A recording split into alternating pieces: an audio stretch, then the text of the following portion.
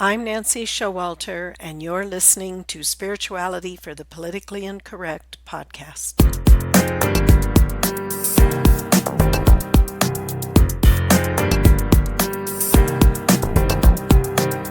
Welcome, all radical paradigm shifters and creative change makers.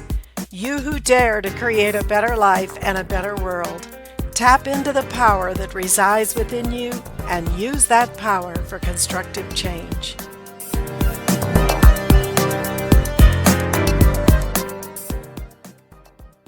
Hello, everyone, and welcome back to our episode today with our guest, David Adelson, who's back with us. So happy to have you back, David. We have some exciting things we want to talk about today. So looking forward to it. Yes, thank you so much for inviting me back. I have to say, I feel a little bad for your audience that they missed the lovely discussion you and I had after you stopped recording last time.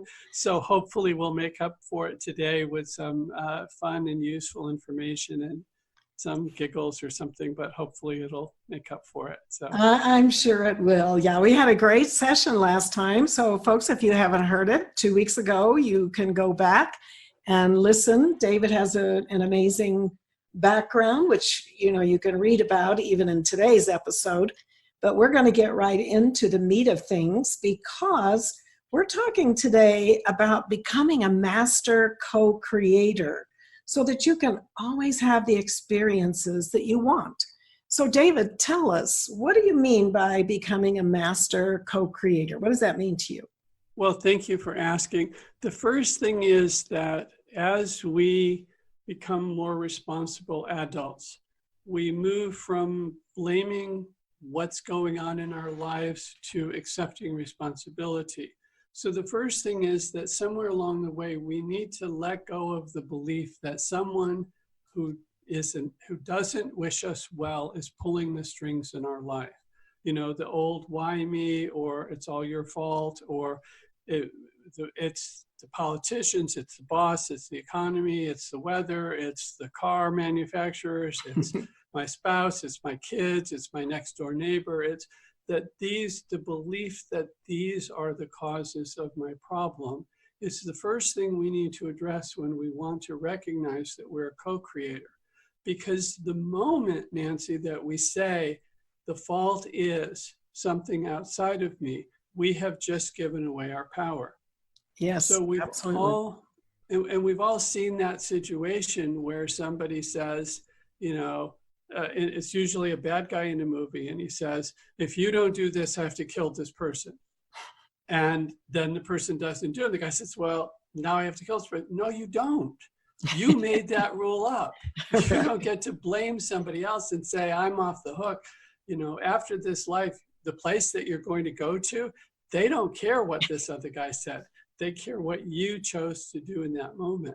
So one of the first things to recognize is that to be a co-creator, we want to reclaim all of the power that we knowingly or unknowingly left here and there along the road of our life. And some people have said, well, if you reclaim your power, what if you were giving your power to help heal somebody? We're not talking about compassion and that. We're talking about that decision-making power and owning who we are power. And if we did give energy away to somebody unknowingly, we certainly want to reclaim that power back. If we're praying and wishing someone well who's in the hospital or has some bad circumstances, that's a conscious decision. We're wishing that person well. We're willing to give them money, love, food, cook for them, clean their yard, whatever, watch their kids, whatever it is.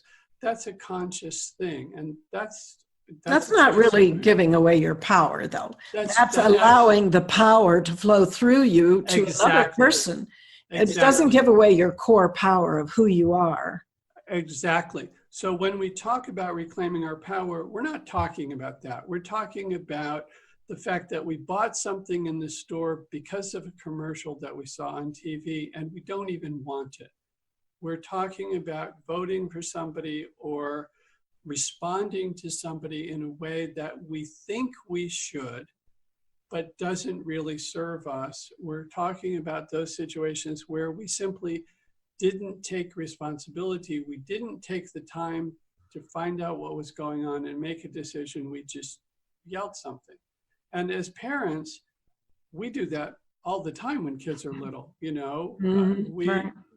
We let our fatigue and our overtiredness or our focus on something else, a lot of what parents or even pet owners do is more about convenience than teaching right or wrong.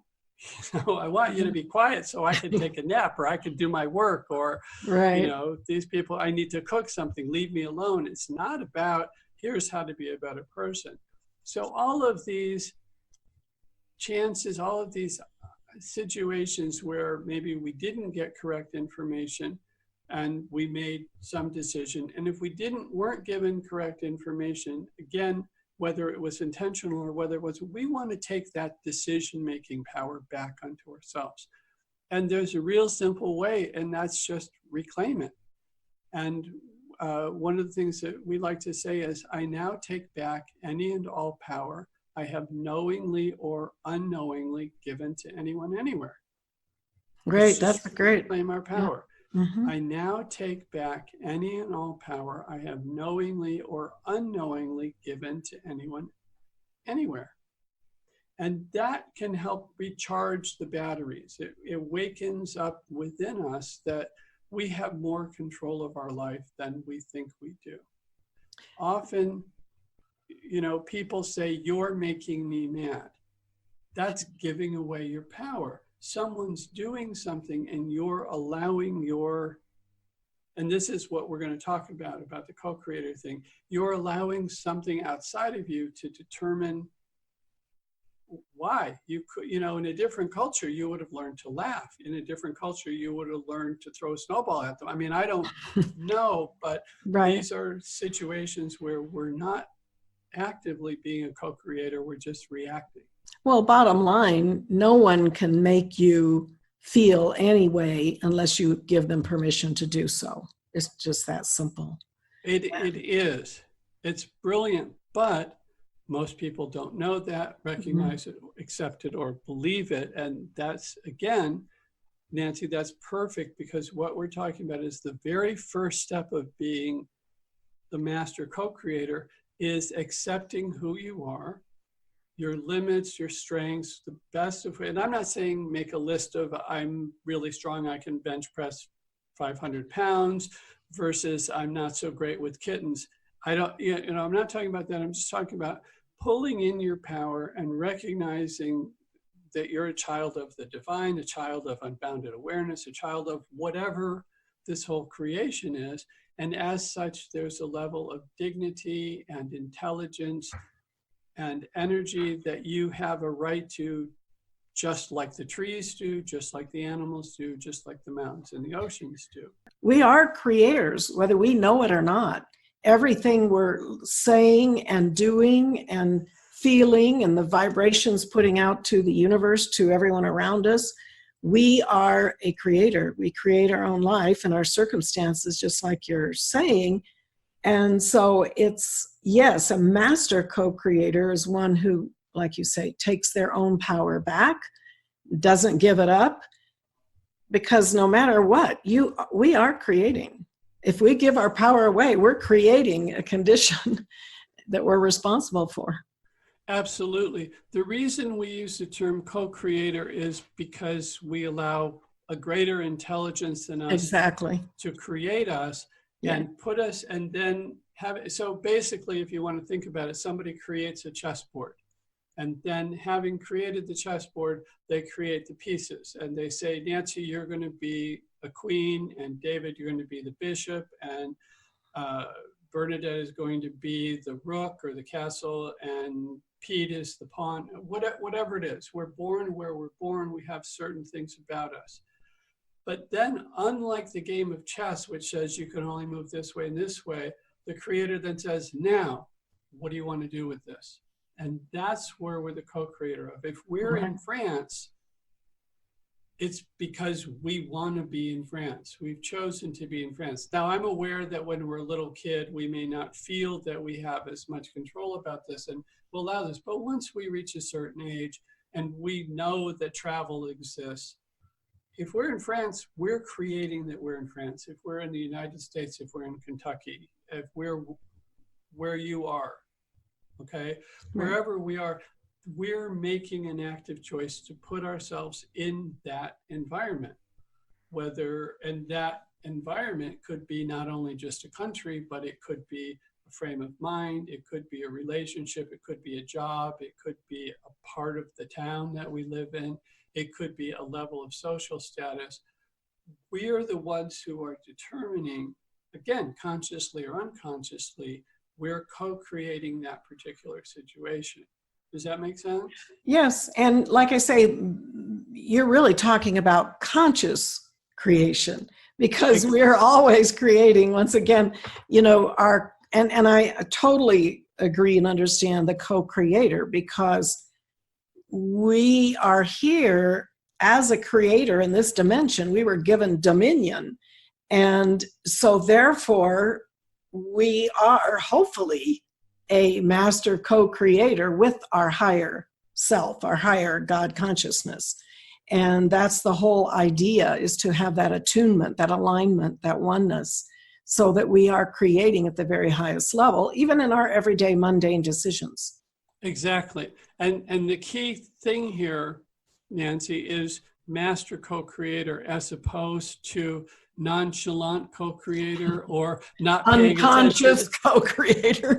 Half asleep co-creator, or whoops, that isn't what I meant, co-creator, or okay. And that's the difference. It's that ownership of responsibility. So what I'd like to do, if it's okay, is just go into the different levels of co-creation. So Sure. one of the is what we just talked about is physically putting yourself somewhere. Okay, you buy the car you buy, you eat the food you eat, whether it's McDonald's or some five-star gourmet place. These are things that you are co-creating that experience, because you're the one walking in the door of whichever restaurant. You're the one walking in the door of wherever you work. You're the one who's choosing to go up and talk to, Sam or Sally. These are things that you are co-creating when you make these decisions. Will I answer the phone? Will I not answer the phone? These are decisions that what happens next is determined by this decision. If I don't answer the phone, things will fall out because of it in a particular way. And maybe the thing that falls out is I didn't have to talk to a telemarketer and I got an ice cream. Or, maybe it's some opportunity. I don't know. These days, I'll confess that if I don't know who's calling, I don't answer the phone, because I figure it's a telemarketer. And people who know me will text me or leave a message and I'll call them back. But that's a decision that I'm making, and I'm aware that I could be missing. I don't know what it is now, but it used to be Ed McMahon calling to tell me I won $10 million. I mean, if I'm not home, if I don't answer, that's a fallout from it. But it was a choice that I made to not answer the phone. So one of the things that happens to us is, again, we don't know what's going to happen. We don't have this ability that you sometimes see in the movies, where somebody can see, well, if I answer the phone, it's going to be this person, but I don't want to answer it. So now that I know it's this person and this what's going to happen, I can choose not. No, we're kind of running down the stream looking for the next thing to land on, the next stepping stone midair. And that's the way our life is. And it's kind of fun and it's kind of exhilarating. And it's kind of cool that we don't know so many things. So the first thing is the environment that we place ourselves in, who we surround ourselves with, the physical things, the relationships that we get in. So that's one level of being a co-creator.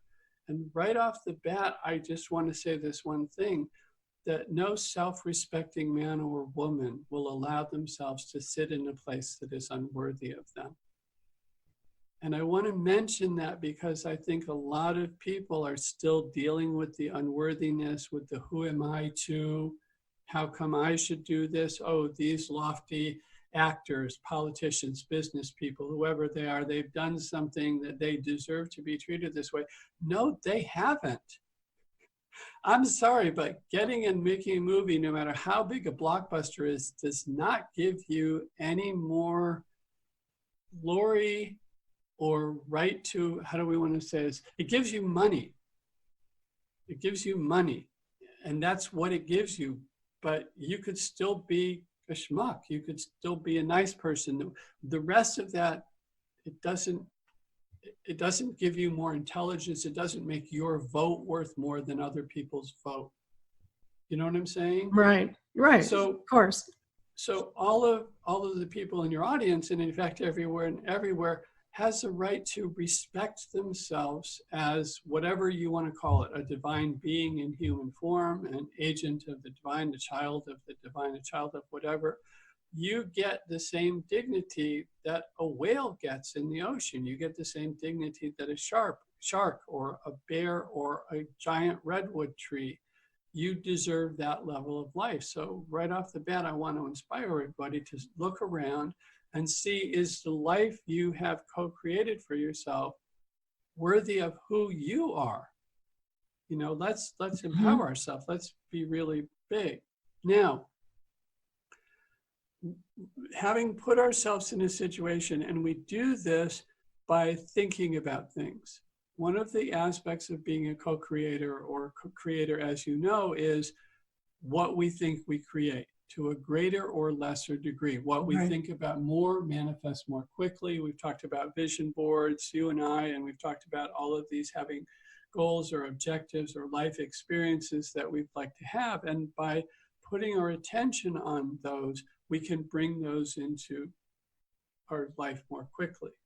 Now, maybe what we want is orange juice to drink. And maybe the desire is, I would love a fresh squeezed glass of orange juice that's organic and lovely and the perfect temperature right now.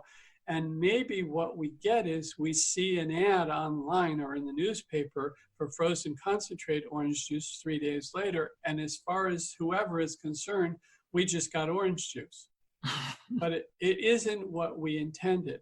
So one of the things, and you mentioned a little bit about alignment earlier, one of the things that we need to be aware of is not only what we think, which has two facets of it. One is the clarity of what we're trying to create. And second, how much power do we have behind us to create that? Does that make sense? Absolutely. Yes.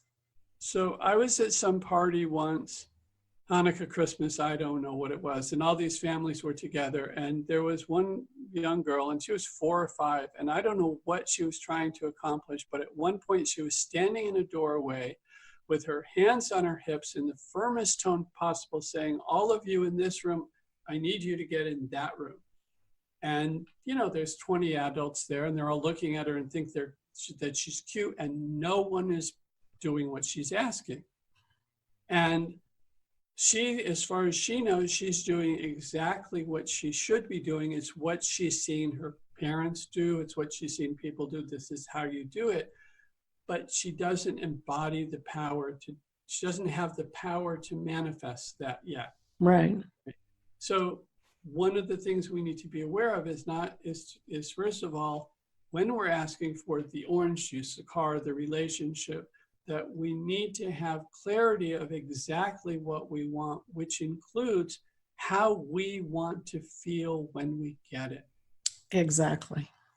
Not just that I want a bank account with this many zeros, but how will I feel when I have that bank account with so many zeros? And I'm talking about to the left of the decimal point, not right. Not a bank account with just a lot of zeros, but there should be some number digits too. So the first thing is we want to have a very clear vision of the life that we would like to experience. Do we want to wake up happy? What will that feel like? Do we want to be excited about our job? What will that feel like? So one step of being a master co-creator is knowing clearly what you want to co-create, what you want your experiences to be, including how you will feel.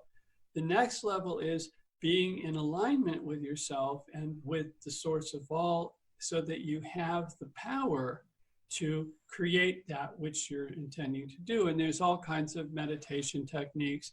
I learned TM and became a TM teacher back in 1974, tm.org, but Yogananda's, Paramahansa Yogananda has a great, there's a lot of things that you can do. And now there's a lot of research that shows you the benefits of the different types of meditation. Mm-hmm. Prayer also works, exercise works. Some people like to strengthen their willpower through fasting or through particular dieting. Whatever works, right? Exactly. Have the intention and then find what's comfortable for you, and then notice, does this make me feel stronger? Am I getting what I want to experience? Again, it'll start with small things, but is it getting easier? Is it getting simpler? And if it is, I'm moving in the right direction. And if it's getting harder consistently, we're probably not moving in the right direction. I love the analogy of the child trying to give the command, but not having the power.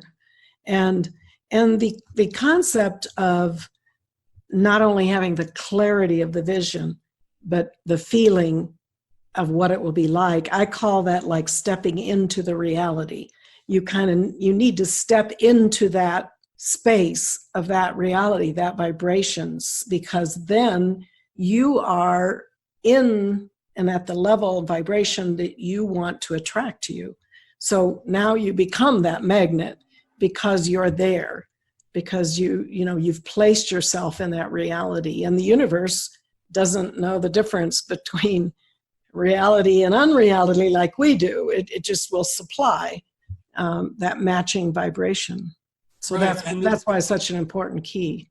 Right. And the thing is that the truth is that the reason that we do most of what we do is because we want to feel a particular way.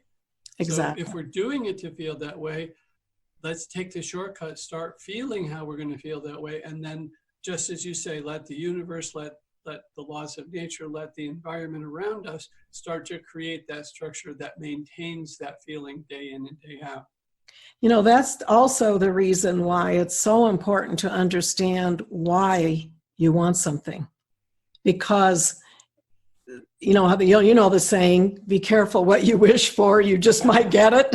Yeah. That reminds me of the joke of where the guy who rubbed the Aladdin's lamp and out came the genie. And what do you want? And he said, I want all the women to love me. So he turned into a chocolate bar. Yeah. Yes, perfect. And again, the genie thing, one of the things that I talk to people, that I find with people that I work with, is when you say, what do you want?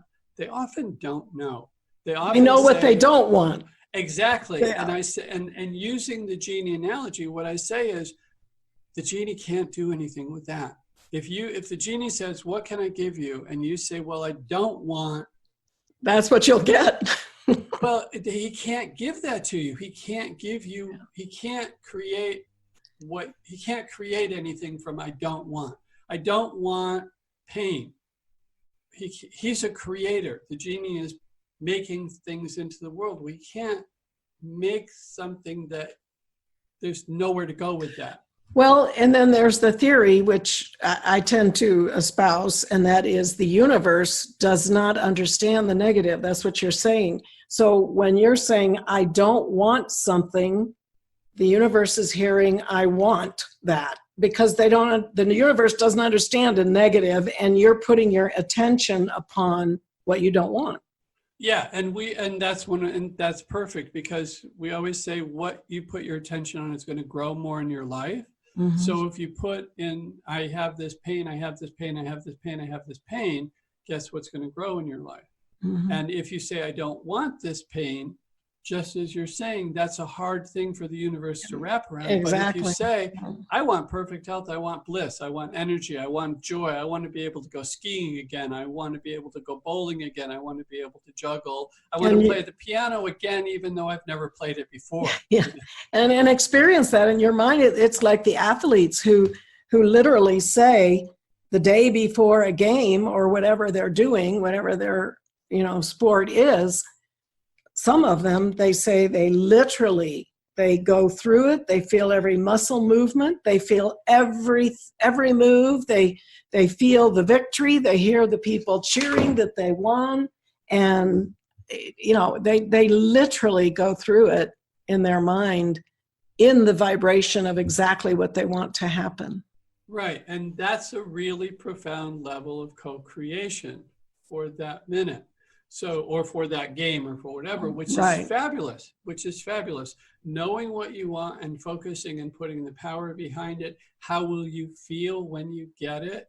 Feelings is a very refined level of thinking, if you will. It's a very refined level, and therefore it's closer to it's a more powerful level. It's a more powerful level. So now we know what we want. We know how we want to feel. We're doing what we can to increase the power. Now we start having experiences based on all of this. This is how to be a master co-creator. Now here's the thing, and we talked about blame earlier. Here's the thing, when we start to have an experience as we go through life now, we've created that experience, knowingly or unknowingly. Whether we've been aware that we've been, I had a very heartbreaking experience years ago. We were visiting my son who was in the hospital, and there was a woman who was there whose 20-year-old son had just broken his neck in a car accident, and I think was going to be paralyzed. And she was walking around freaking out because she said, I caused this for him. I have been telling him his whole life, you're going to break your neck, you're going to break your neck, you're going to break your neck, you're going to break your neck. And, you wish them, you have huge compassion, but yeah, you can't do that. Exactly. You can't do that. Yeah. So, and it was heartbreaking because you could see the pain that she was in. We also need to recognize that the son was also a co-creator in his life experience, and who knows what he wanted to accomplish. Christopher Reeve became paralyzed from the waist down, and he did huge things after he did that. He became a national hero for many things, and he directed one movie. I don't remember what it was after that situation. And he was there every morning at 6 o'clock directing the movie. And all the other actors, and you know how actors and actresses are famous for being little divas sometimes about this, that, they said none of them could complain about anything because he was he was exactly. If he's there, they can't say that my tent is too cold or the ice water isn't the right Right, temperature. or the lighting doesn't make me look nice, or some right. crazy thing. And just his inspiration. So we don't know what people choose, Mm-hmm. but what we're talking about is what we're choosing for us. So we've created whatever situation we're in, and then having created it, the next thing is we pass judgment on it. We decide whether this is a good thing or a bad thing, or an in-between thing, or a neutral thing. So some things are just blah. Some things are like, no, that's not what I wanted. Sometimes it's a bad thing. Now, having passed judgment on it, which we're doing, we're applying a meaning. We're applying a meaning to a situation. Exactly. And we're determining what that meaning is, which in itself is an act of creation. Yeah. We're creating at that level as well, because, we use the analogy that somebody is crossing the street and they trip. Now, is that somebody who now suddenly thinks hundreds of people have seen me, I'm excruciatingly embarrassed, and this is a horrible thing? Is this somebody who just shrugs it off and walks away? There's a whole bunch of, right. He or she has had that experience, and they then pass judgment on it. And then passing judgment on it, which is, that next step, the next step is having passed judgment on it. We then, again, as a creative part of this process, we then decide, based on the judgment that we've passed, we then decide how to react or respond. Mm-hmm. Yeah. How do we feel? Do we throw? Do we have a temper tantrum? Do we laugh? Do we do whatever? When I was in college, a friend of mine, 200 people are in the dining hall, and everybody's eating at once. It's, a big noisy ruckus and everything. And all of a sudden somebody drops a tray and you hear the plate smash, and there's instantaneous silence as their as happens, what happened, everybody goes to look. I don't even know if they do this anymore. Now people might just ignore it. But back then, instant silence. And, you know, I have a suspicion what I would have done, and it wasn't what this guy did. What this guy did was immediately throw up his hands, say, that's right, and he said his name, so-and-so, I just dropped my tray. I'm so embarrassed. The peas are over there under the milk dispenser. And he just went into this little routine, having the best time ever. And we all just went, shut up, John. We went back to eating. Yeah, right. But he just played who he was, which is this, right. I think he had aspirations of being I don't know what it was, but his response was definitely not, so many people would not have responded that way. Right. But he chose, like, I can use this. I would have slunk away and gone and eaten outside by myself and wondered whether I could show my face again on campus for a month or two, but he was just like, look at me, Yeah. So the sequence is, through thinking, we create, knowingly or unknowingly. We then have an experience. We then, each of these are levels that we have control over when we accept the responsibility and choose to. So the whole book, The Count of Monte Cristo, is about a character who spends his life learning to respond the way he wants to be and creating who he wants to be, rather than what society would have led him to be on his own. The fact that he found an island filled with riches helped him, and we don't all have that, but the idea is that we can make who we want to be. And the interesting thing is, I'll come to that after. So we think something, we create that thing knowingly or unknowingly, whether we were focused on creating it or not. We then pass judgment. We then choose the response, and then we have an experience. As a master co-creator, we take control and responsibility of all of those. And when you get to a particular level, when you get really good and when you're really in alignment with yourself, and there's one other thing I want to add, and that is, what's the purpose of creation?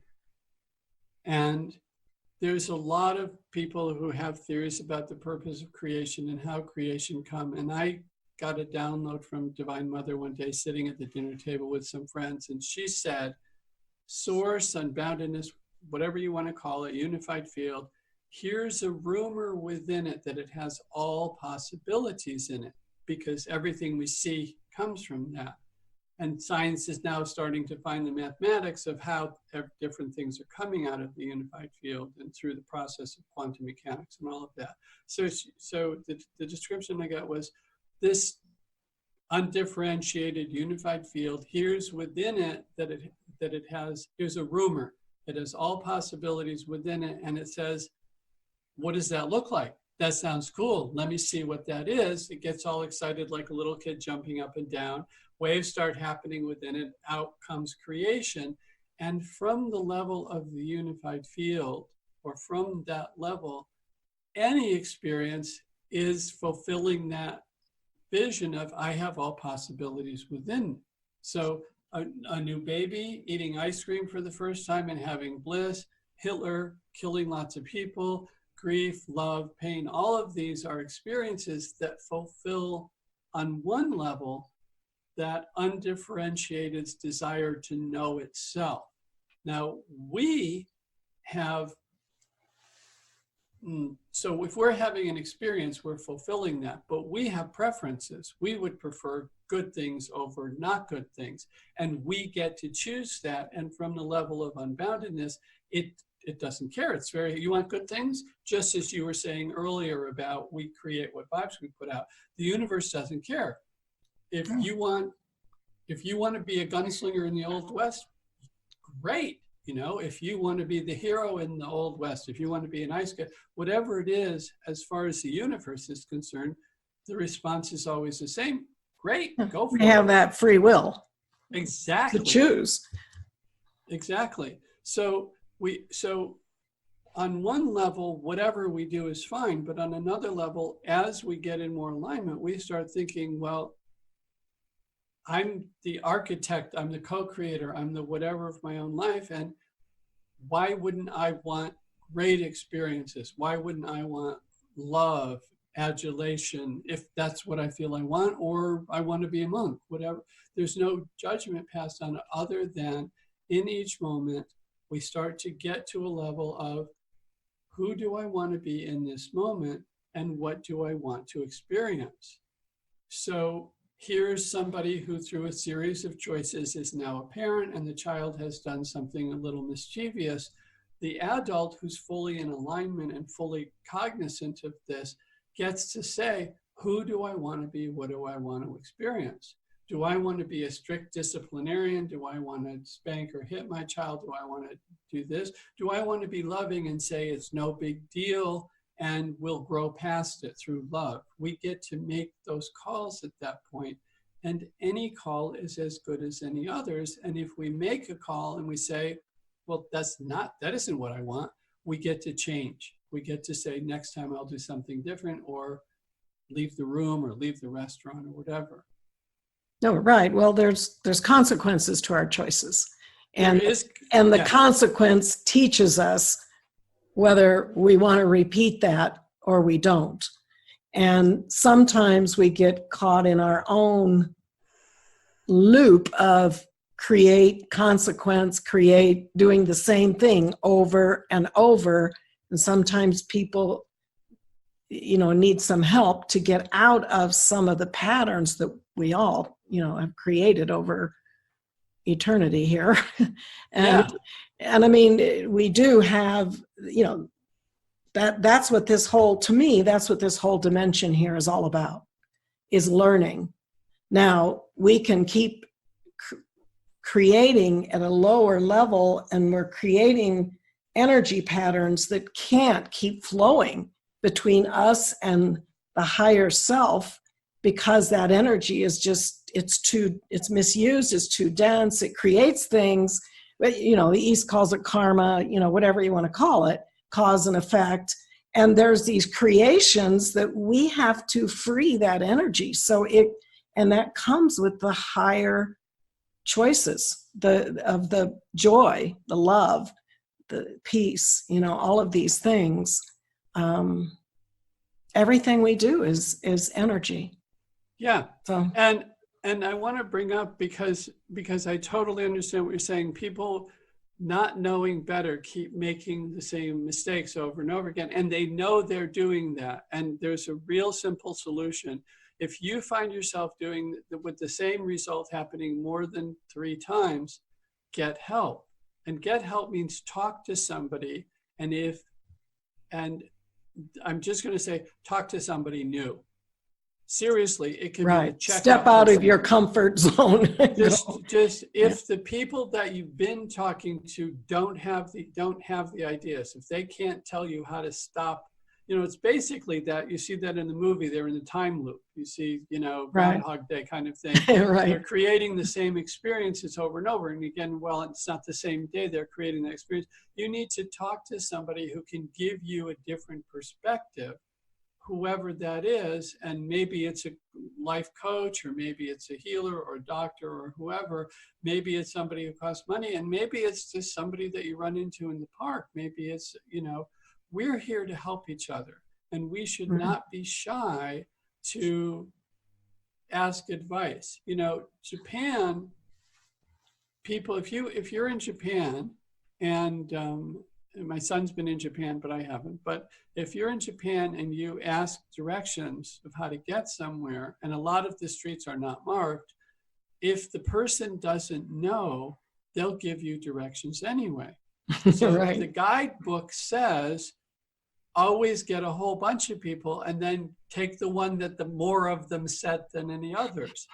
And we can do that for anything in life. We can just, talk to the librarian, talk to the teacher, talk to the Uber driver, talk to the checkout person, talk to the person stocking the shelves in the store, talk to the policeman, talk to, the department of whatever, talk to somebody and just say, I'm in a Groundhog Day. I'm running through. This thing keeps happening and I don't want it to, but I don't know how to. You have any ideas? And just talk to people. Right. Talk to people and get some ideas that are different that will help break that cycle and get you into something, and have the intention based on what we've just said. The first thing is know what you want. I don't want this anymore. Here's what I do want. I keep Right. stubbing my toe when I go down the steps this way. Well, great, slide down the banister. You won't stub your toe, Right. Well, and then that leads you to realize that, yes, there are these conscious things that we do that we'd like to break patterns, but there are the unconscious and subconscious things that we repeat and we don't even recognize it. And that's where a counselor or a coach or somebody can help us sometimes, because we don't see our own limitations many times. And that's where in the East they have the guru, or they have, somebody who can help point out, who's not in it with you, but can help see it and point it out to you to help you change. Because sometimes people, we just don't know. We don't, and now you can discover those things on your own in meditation, prayer, different ways. You can have those downloads, those enlightenments that come to you. Like, oh yeah, now I see, where you actually kind of step back and you kind of observe this thing about yourself. And those are awesome moments when that happens. Yeah, and books. I want to mention books. You've written Absolutely. books. I want to mention books as a source. Tapes, videos. Yeah. Yes, that there is. And the first thing to do is you don't necessarily have to start by recognizing what you're doing that's wrong. The first thing is to recognize, I'm getting a result over and over again that I don't want, period. Right. I'm having this experience. I'm getting indigestion every single night. I don't want that. Well, somebody's going to say, well, what are you eating? Right. Well, and then you start to say, well, maybe it's what you're eating. Maybe it's the fact that you're standing on your head while you're eating. Maybe it's, but I mean, the first thing is recognize what I want is to feel good after I eat. Right. That's not the experience I'm having. Who's got an idea of what can help me? And these days with the internet, there's so many people, but go to somebody who, I hate to say it this way, but has an honest face. Go to somebody that you value their heart.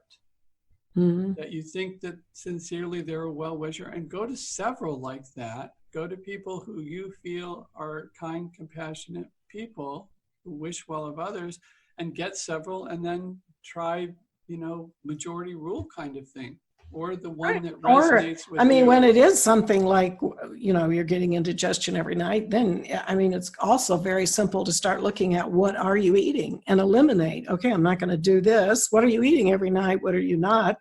We can go through some of those things even ourselves in the simpler things. That was just a simple analogy. Yeah, no, it's a great one. There was a guy that came over, I think it was for a garage sale, something. Some guy came over to our house once when we were living in Iowa, and I said, "How was your day?" He said, "It was great. We had a barbecue, and he threw, hot, spicy mustard and this or whatever. He just, this really intense thing that he ate." And he said, "I'll pay for it later, but I love it so much I don't care." Right. Well, he knows his cause and effect. I know. He didn't care. He just, I love it so much, I don't care. I'll put up with it. He'll put up with the result. Right. Oh, that's great. Well, very good. Well, David, is there anything you would like to just quickly sum up on this topic, or have we pretty much? I think we've covered everything, Nancy, and thank you for this opportunity. I just want to remind people that regardless of where you are now, you just start where you are now. Start creating the life that you will be proud of for yourself. There's a saying in India that the life of a saint is the saint's greatest accomplishment. Normally, when we think of a saint, we think of the miracles that they did. But this saying is, it's the life that they're living, moment by moment. That's their greatest accomplishment. Absolutely. Yes. All of us have that ability to create the life we want where we are now. And so many of us think that the life we want includes being rich and famous. And to be honest, that's not what it is for most of us. There's a Jim Carrey quote: I hope everybody gets rich and famous so they can find out, and gets everything they want so they can find out that that's not what it's about. Right, exactly. So I just want to empower people. Everyone has God-given talents and abilities and decision-making power within yourself. And right now, pick yourself up, see yourself as a spark of divine light, and start choosing the life that would make you proud of offering that life to the divine. Just Beautiful. create the life you want. Yes, and I'd like to have a closing comment too to people that when we started out, you started out talking about giving your power out to somewhere else and being a victim. And I would like to just leave the parting thought: just know without doubt the power in you is greater than any power outside of you. And therefore you can claim that power and use it in a constructive way to do everything that David's been talking about here. So thank you ever so much, David. A beautiful conversation, and I'm sure our listeners will benefit greatly. So everyone, I'll be back with you next week. Until then, keep an open mind, a generous heart, and a powerful spirit. Thank you for being with me today, and if you enjoyed this episode, please subscribe, download, and comment. I'd love to hear from you, and your support is much appreciated. And don't forget, go to nancyshowalter.com to get your free electronic copy of my book, It's Okay to Be Rich, The Entrepreneur's Guide to Increased Wealth and Personal Mastery, endorsed by T. Harv Eker, and my free mini course, How to Speak Your Success, the shocking truth of how your words impact achieving your goals. I'll see you next week.